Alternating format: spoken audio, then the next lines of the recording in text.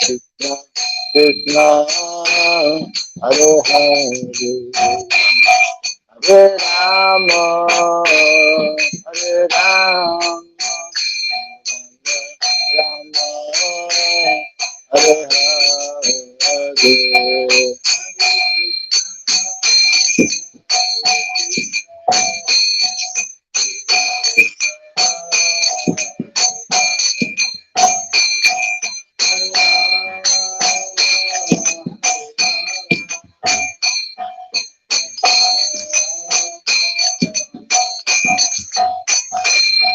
Hare Krishna, Hare Krishna, Krishna, Hare Hare, Hare Rama, Hare Rama, Rama, Hare Hare.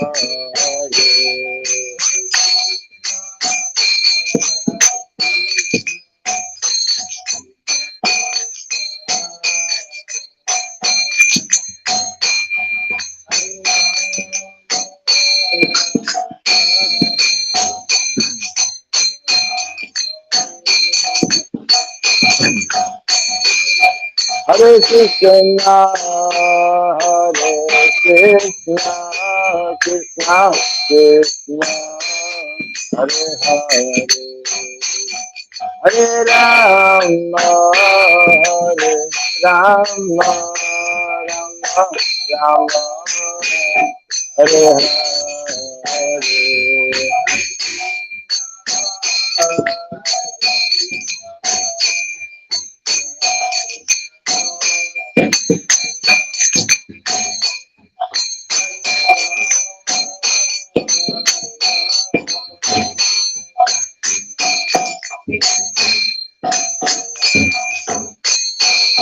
Hare Krishna, Hare Krishna, Krishna Krishna, Hare Hare, Hare Rama, Rama Rama, Hare Hare.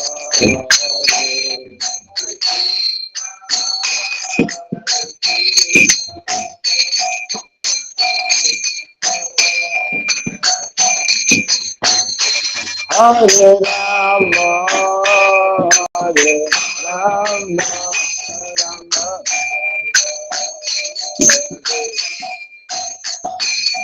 Hare Krishna, Hare Krishna, Krishna Krishna, Hare Hare, Hare Rama, Hare Rama, Rama Rama, Hare Hare.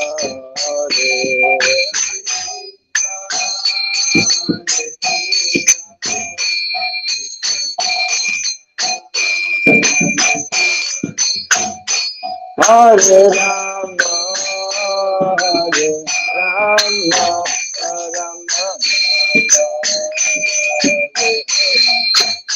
Hare Krishna, Hare Krishna, Krishna Krishna, Hare Hare, Hare Rama, Hare Rama, Rama Rama, Hare Hare.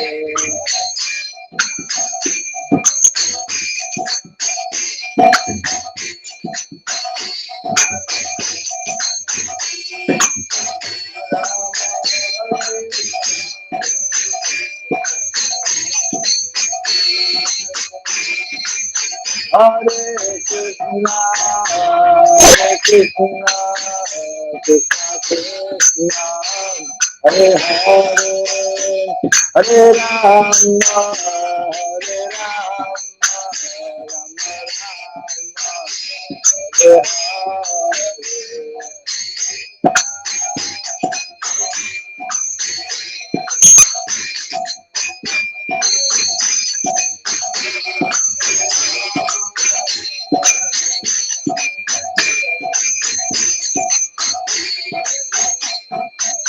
Hare Krishna, Krishna Krishna Hare Hare Hare Rama Hare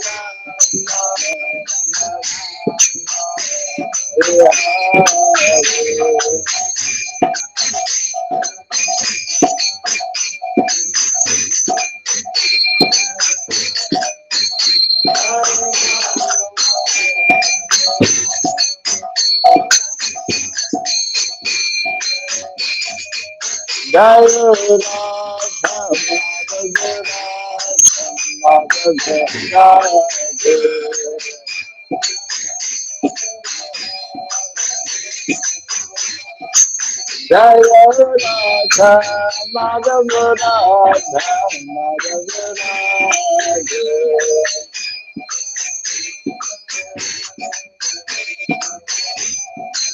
Jaya Prabhupada Jaya Prabhupada Jaya Prabhupada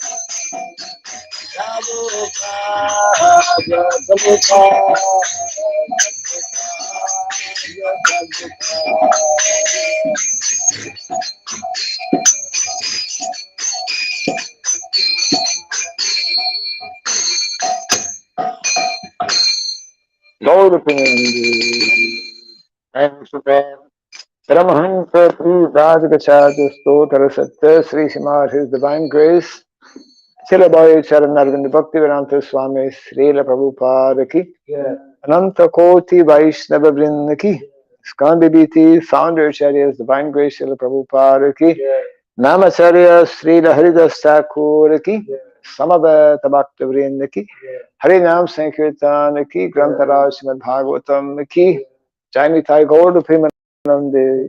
All glories to the assembled devotees, all glories to the assembled devotees, all glories to the assembled devotees, all glories to Sri Guru and to Sri Gauranga, all glories to Sri Prabhupada. Om Agyanatimirandasya Gyananjana Shalakaya Chakshurandaritam Jena Tasmai Sri Gurave Namaha Sri Chaitanya Manobishtam Stapitam Jena Bhutale Swayam Rupa Kadamahyam Dadati Swapadantikam Vandeham Sri Guru Sri Juta Parakamalam Sri Gurun Vaishnavam Scha Sri Rupam Sagrajatam Sahagana Ragunatam Vitam Tvam Sajivam Sadvaitam Savadutam Parija Sahitam Krishna Chaitanya Devam Sri Radha Krishna Padam Sahagana Lalita Sri Vishakanditam Scha He Krishna Karuna Sindhu Dinabandhu Jagatpate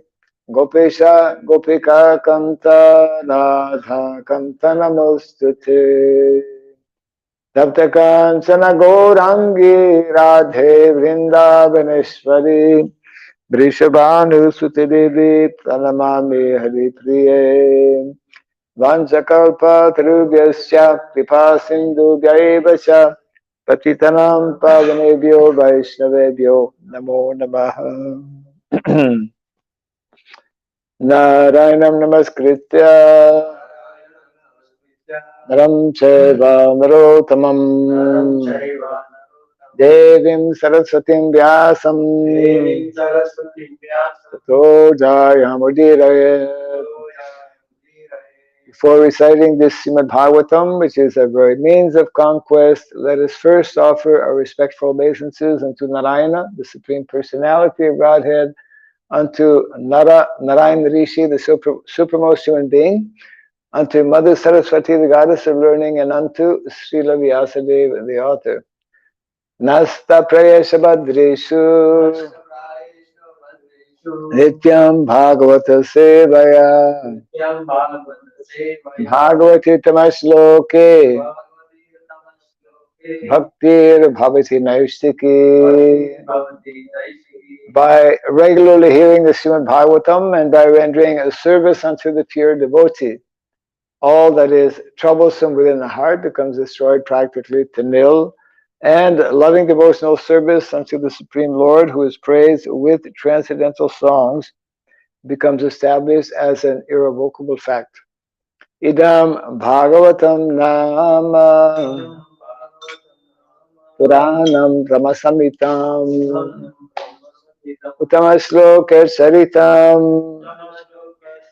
Sakara Bhagavan Rishi Nishreyasaya Lokasya Dhanyam Swaschayanam Mahat. This Srimad Bhagavatam, known as the Granthara, the king of all Vedic literatures, is the literary incarnation of God. It is compiled by the incarnation of God, the Srila Vyasadeva. It is meant for the ultimate good of all people. It is all successful, all blissful, and all perfect. Shri Krishna Chaitanya Prabhu Nityananda Shri Advaita Gadadhara Shri Vasadi Gaura Bhakta Vrinda. Hare Krishna Krishna Krishna Hare Hare Hare Rama Rama Rama Hare Hare. Om Namo Bhagavate Vasudevaya. Om Namo Bhagavate Vasudevaya. Om Namo Bhagavate Vasudevaya. Om Sarabhyaya Namaha. Om Sarabhyaya Namaha. Om Sarabhyaya Namaha. Mukham karoti vachalam pangum langayate girim yad kripa tamaham bande Shri Gurum Dinataranam yad kripa tamaham bande Shri Gurum Dinataranam. Hare Krishna. We are back to our regular reading of the Srimad Bhagavatam. We continue from Canto 2, Chapter 3, entitled Pure Devotional Service. And we had actually read the text 9 yesterday without reading the purport. So we will just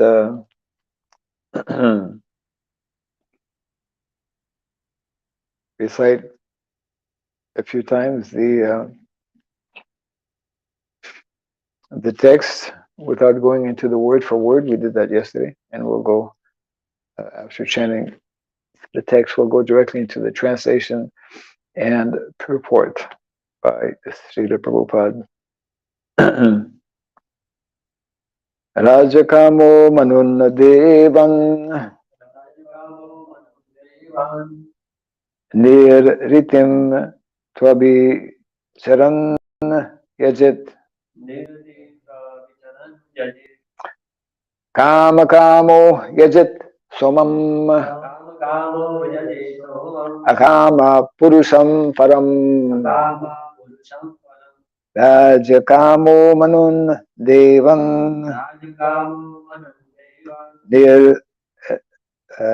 Nir Ritim Twabicharan Yajit Kamo Yajit Somam Akama Purusham Param Rajakamo Manunna Devan Nir Ritim Twabicharan Yajit Kama Kamo Yajit Somam Akama Purusham Param Translation and purport by His Divine Grace Srila Prabhupada Ki. One who desires domination over a kingdom or an emperor should worship the Manus. One who desires victory over an enemy should worship the demons. And one who desires sense gratification should worship the moon.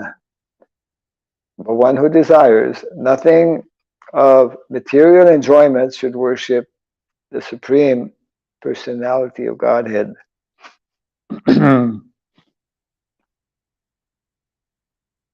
We'll go directly to the purport. For a liberated person, all the enjoyments listed above are considered to be absolutely useless.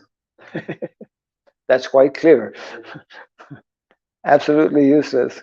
Only those who are conditioned by the material modes of external energy are captivated by different types of material enjoyment. In other words, the transcendentalist has no material desires to be fulfilled, whereas the materialist has all types of desires to be fulfilled. That's the difference between a devotee and a non-devotee. The Lord has proclaimed that the materialists who desire material enjoyment and thus seek the favor of different demigods, as above mentioned, are not in control of their senses and so give themselves to nonsense. One should therefore not desire any sort of material enjoyment, being sensible enough to worship the Supreme Personality of Godhead. The leaders of nonsensical persons are still more nonsensical.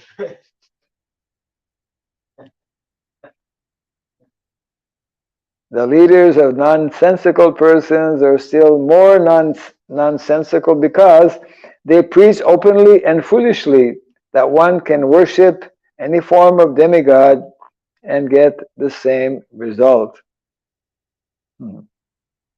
This sort of preaching is not only against the teachings of the Bhagavad Gita or those of the Srimad Bhagavatam, but it is also foolish, just as it is foolish to claim that with the purchase of any travel ticket, travel agents know this.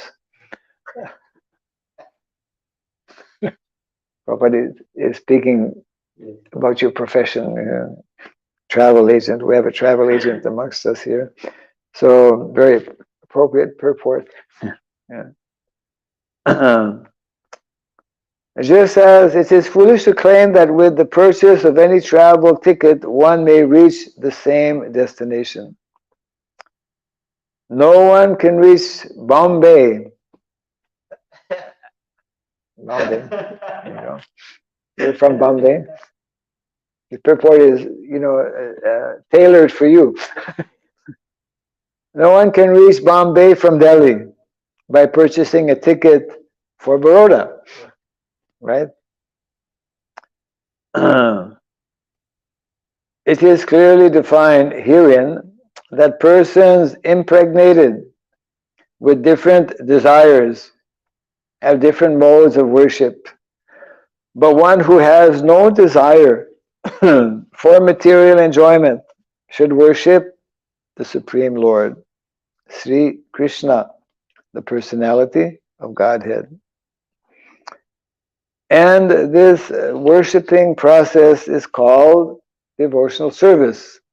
And the chapter title is Pure Devotional Service. So, pure devotional service means service to the Lord without any tinge of material desire, including desire for fruitive activity and empiric speculation. for fulfillment of material desires, one may worship the Supreme Lord. Ah. But the result of such worship is different, as will be explained in the next verse. So we have to tune in tomorrow morning also to find out. So Prabhupada is telling here that even if somebody has material desires, still he should worship the Supreme Personality of Godhead. And what will be the result? That's in the next verse tomorrow. To continue the purport, generally the Lord does not fulfill anyone's material. So then I should not worship the Lord. Some people, they say like that.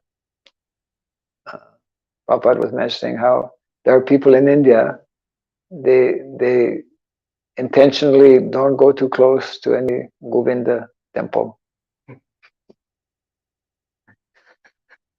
Because if I start to worship Govinda, Krishna, then something may happen.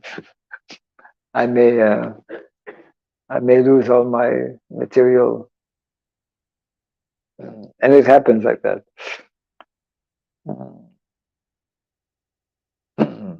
But our acharyas explain that when that does happen, that is a special mercy and favor. Prabhupada actually explained. There's a verse actually that explains this whole idea. And while explaining that particular verse, which explains that when one worships the Lord, to show special favor to his devotee, he'll take everything. And Prabhupada said, that happened to me. I was thinking I will help the preaching mission of my Guru Maharaj by doing business. And I was doing good at some point. Prabhupada was mentioning my business was doing okay. Then I lost everything.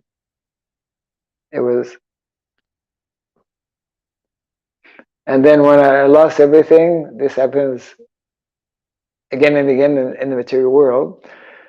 You have a lot of friends when you have a lot of money.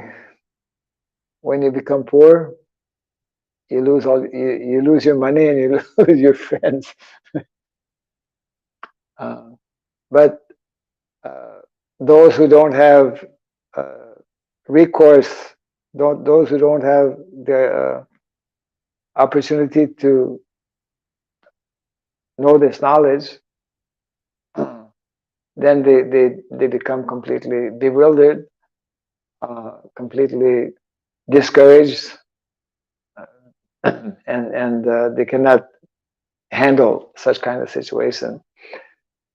But someone who's having even a little bit of knowledge can come to the proper understanding that actually this is a blessing because ultimately all of us, before we leave this body, we by nature's arrangement will become detached. It's just like taste or digestion. As we get older, and he knows, not because he's getting older, but because I'm getting older, that the appetite is decreasing all the time, and then even the ability to taste, ability to see. So we're forced to become detached by nature. So when it all happens at one time, then that's a special favor that the Lord is giving, although we may not understand right away. Yeah. Then Prabhupada continues here. a short section to finish the purport. Generally, the Lord does not fulfill anyone's material desires for sense enjoyment. But he awards such benedictions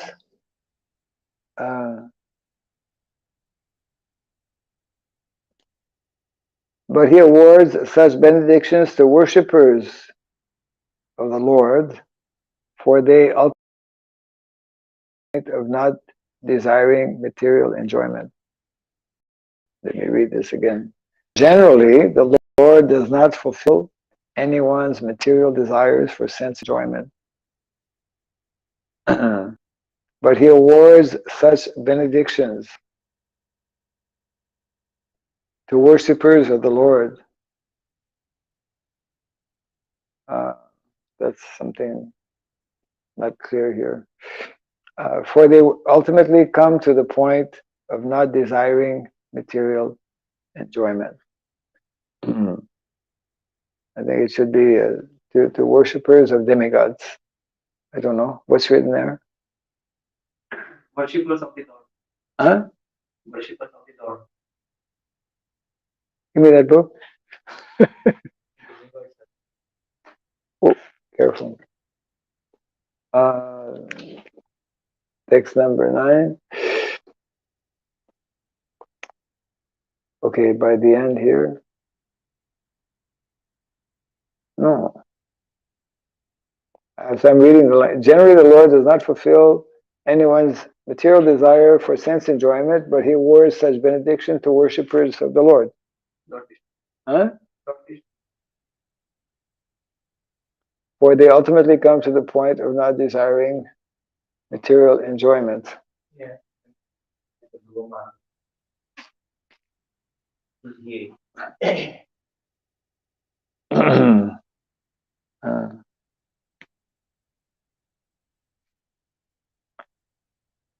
Means that the Lord,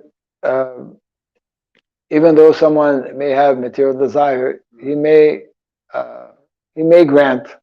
But Prabhupada just explained a little earlier. Generally, he does not grant, but sometimes he will grant. But the end result will be that one will come to the Lord, the seat of the Lord. Yeah. The conclusion. The conclusion is that one must minimize the desires for material enjoyment. And for this, one should worship the Supreme Personality of Godhead, who is described here as Param, Param, or beyond anything material. That's explained actually. You can read this verse, 14.1. Yeah.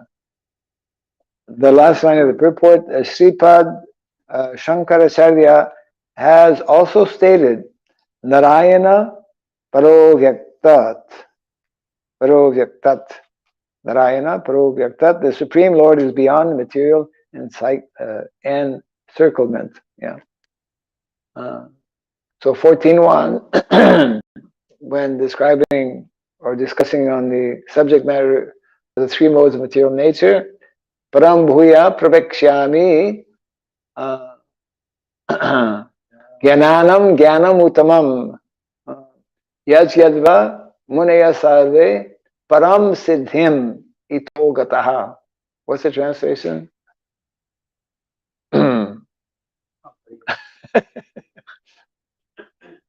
The blessed Lord said, The blessed Lord said, Again I shall declare to you Again I shall declare to you this supreme wisdom, this supreme wisdom, the best of all knowledge, the best of all knowledge, knowing which all the sages have attained to supreme perfection.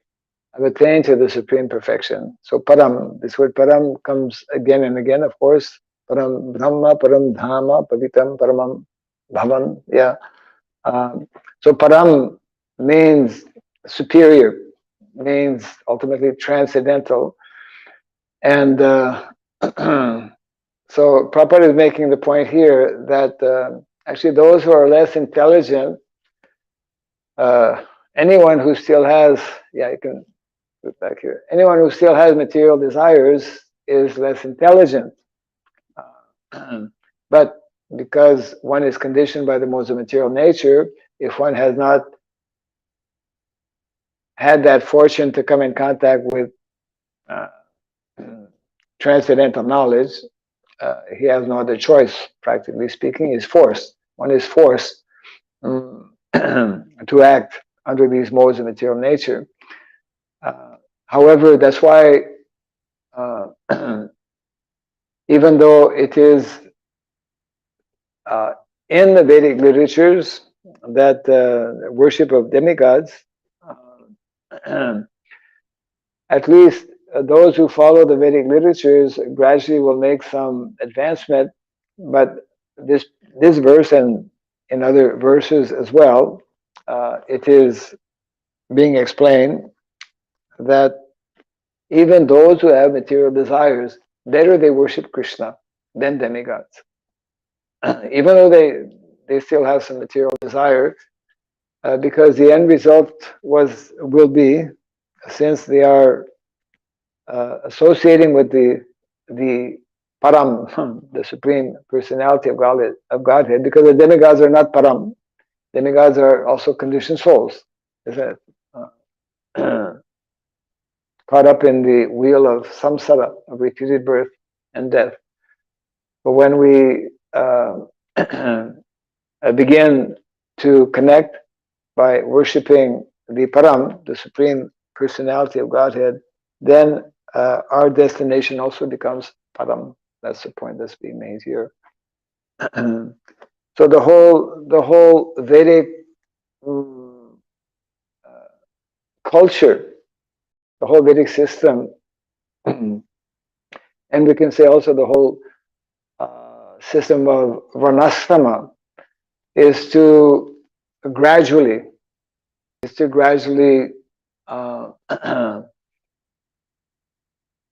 bring one from the lower level to the higher level. One can immediately bypass, one can immediately take to the higher level, which is pure devotional service, as mentioned here. But even within devotional service, as explained by Srila Rupa Goswami, generally one begins at the level of sadhana.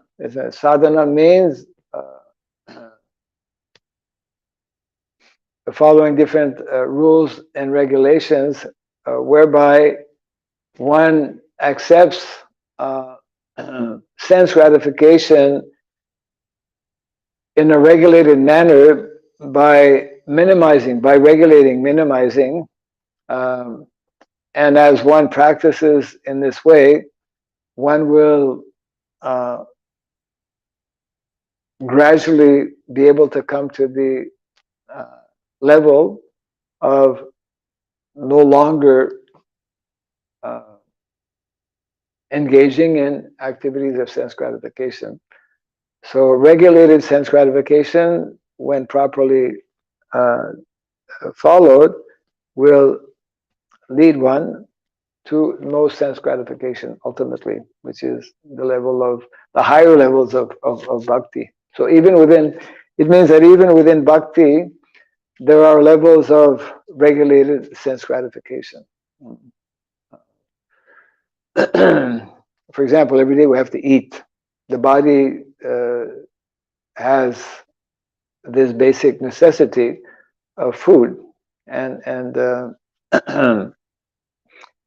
food nicely prepared is palatable, is meant to be tasty. So we prepare that tasty food for in the mood or the mentality that we're offering it to Krishna, and then we get the remnants of that food.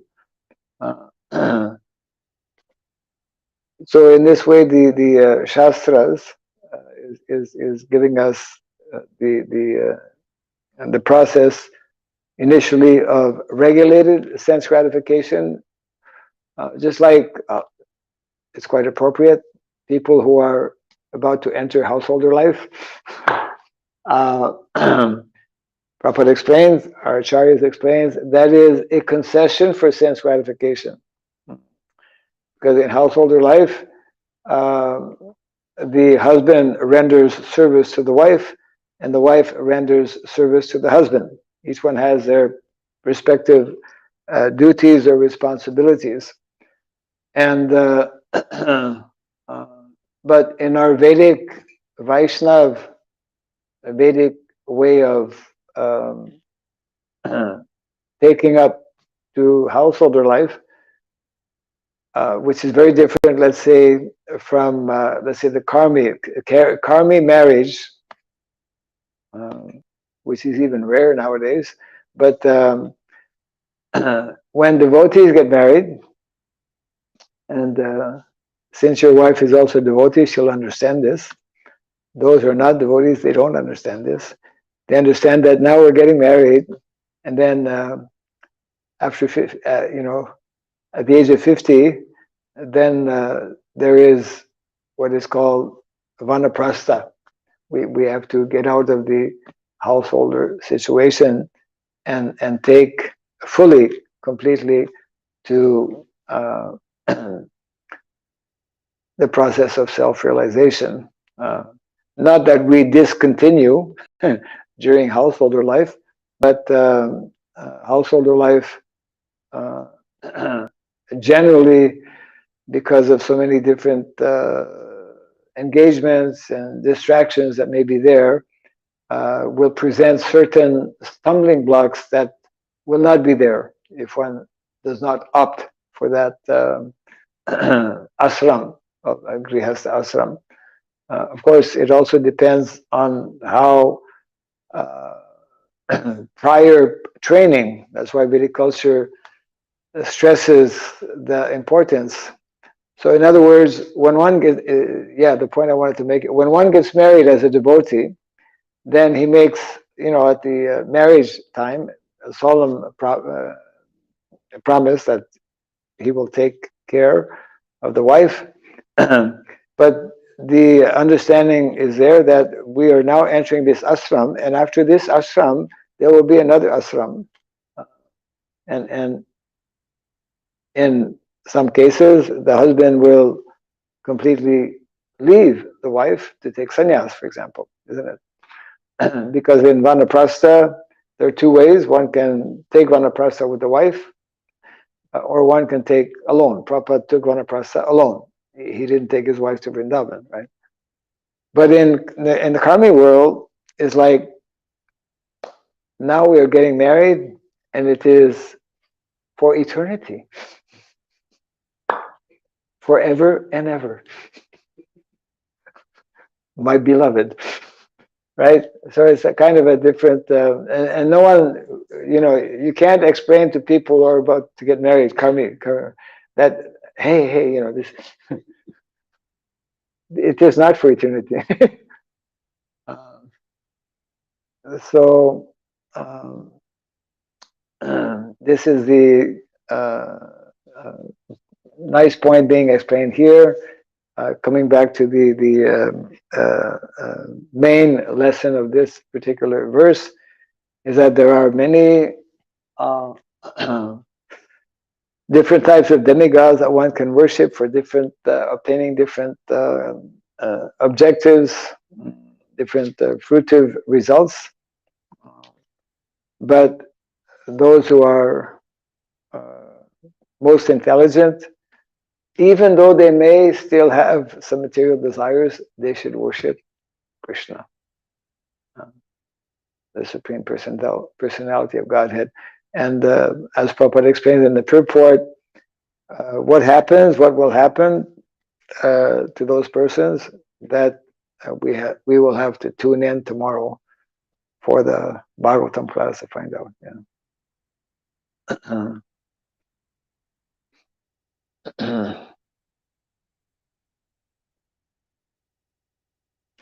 So any question on this or comments? Especially for those about to enter householder life. In the karmic world, this way of thinking is not there, and the of course, also the preparation before entering householder life is also absent, isn't it? That is a great advantage uh, of receiving this kind of training, brahmachari training, you see, brahmacharya training.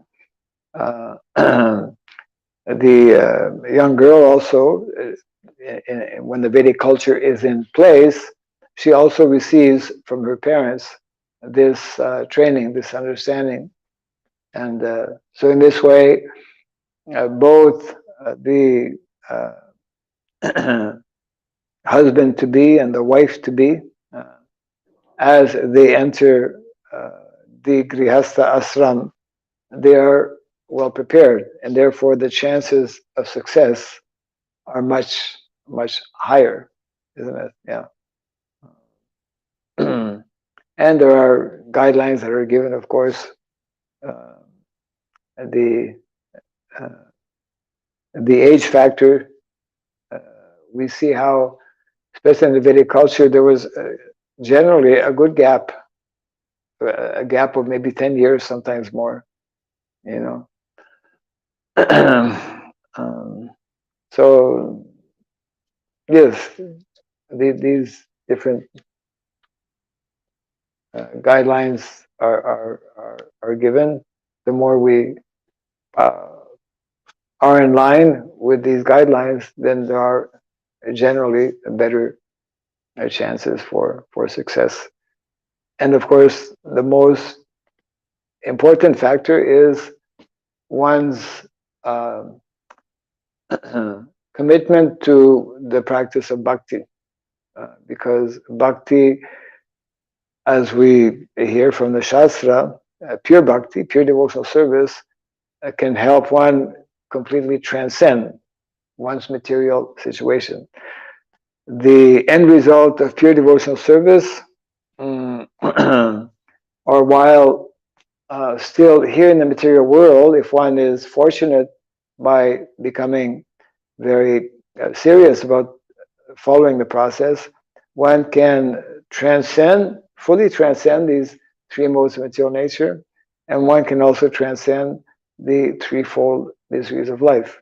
And that's why it is explained that this is the continuation of instructions, especially being given in the 14th chapter of the Bhagavad Gita, whereby Krishna explains that when one cultivates this knowledge, then that's actually the second verse. Idam jnanam, by by cultivating this knowledge, mama sadharmyam agataha, sadharmyam agataha. One attains my nature. And of course, Krishna's nature is completely transcendental. So by cultivating this knowledge, we attain Krishna's nature. Means we become also